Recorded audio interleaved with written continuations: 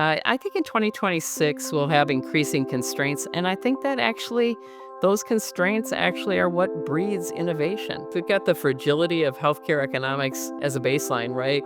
Now we're having people lose coverage or have their coverage actually be exponentially more expensive, less affordable coming through. We have people rolling off the rolls of having any kind of coverage at all and increasing the uninsured. But what makes me hopeful about all that dramatic changes is that when you are in times of deepest constraint is when you find a new way of being. And I think that this will push us into a new way of being where we reward the things that matter most to the people we serve by actually lining up the payment system to reward us for the best care and outcomes, for it to reward us for predicting and preventing things, which AI and other models will help us to do, that really reward us for taking care of our village in a profound way.